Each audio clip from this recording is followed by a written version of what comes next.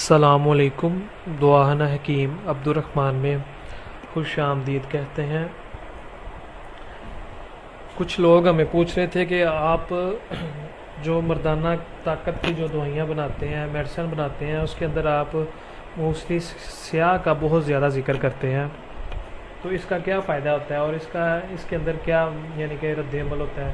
کیا خصوصیات ہے؟ تو میں آج آپ کو اس کی پوری خصوصیات بتاؤں گا اور اس کے فائدے بتاؤں گا۔ اور یہ بہت ہی قیمتی جڑی بوٹی ہے، تو یہ کمزوری کے حوالے سے اور جراثیم کے حوالے سے جو نسخے بنتے ہیں اس میں اس کا بہت ہی اہم کردار ہے، کیونکہ دیسی جڑی بوٹیاں جو بھی ہوتی ہیں ان کی ایک جڑی بوٹی کے 3 4 یا 5 6 فائدے ہوتے ہیں، یا اس سے زیادہ بھی فائدے ہوتے ہیں، اور صرف ان کا طریقہ استعمال آنا چاہیے ہمیں کہ یہ کس طریقے کے ساتھ استعمال ہوتی ہیں اور کس طرح ہمیں استعمال کرنی چاہیے، تو ان شاء اللہ تعالیٰ پھر آپ کو وہ بہت زیادہ فائدہ دیتی ہیں۔ دیسی چیز اور ہربل چیزیں جو بھی ہوتی ہیں وہ آپ کو کسی قسم کا کوئی بھی سائیڈ افیکٹ نہیں دیتی۔ سائیڈ افیکٹ کب دیتی ہیں؟ جب آپ کو ان کا پتہ نہ ہو کہ یہ کس ٹائم اور کس طریقے سے استعمال کرنی ہے۔ میں پہلی ویڈیوز میں بھی آپ کو بتا چکا ہوں کہ یہ جو چیزیں ہوتی ہیں دیسی، یہ آپ کے مزاج کے اوپر کام کرتی ہیں۔ پہلے ہمیں پتہ ہونا چاہیے، حکیم کو پتہ ہونا چاہیے کہ جو میرا مریض ہے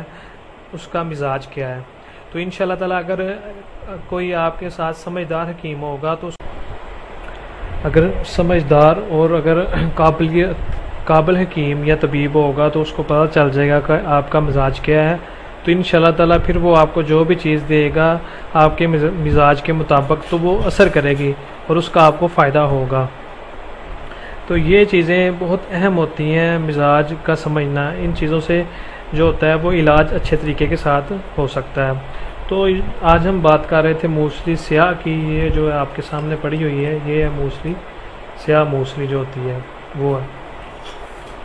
تو یہ میں نے بتایا آپ کو کہ مردانہ کمزوری کی جو میڈیسن بنتی ہے اس کے اندر اس کا استعمال ہوتا ہے، اور جراثیم کی جو میڈیسن ہم استعمال کرتے ہیں اس کے اندر بھی اس کا استعمال ہوتا ہے، اور یہ بہت فائدہ مند جڑی بوٹی ہے، اور اس کے استعمال کرنے سے دوائیوں کے اندر بہت زیادہ فائدہ ہوتا ہے۔ اسے ہم سادی استعمال نہیں کر سکتے، اگر آپ کرنا بھی چاہیں تو اس کے اندر تھوڑی سی سالب پنجہ یا مصری ڈال کے آپ اسے استعمال کر لیں۔ ویسے تو یہ خشک ہوتی ہے اس لیے آپ اسے نہیں استعمال کر سکتے، اکیلی اسے استعمال نہیں کر سکتے موسلی سیاہ کو۔ اور یہ کچھ جڑی بوٹیاں ایسی ہیں جن کا ایک اگر مرکب بن جائے، یعنی موسلی سیاہ، سفید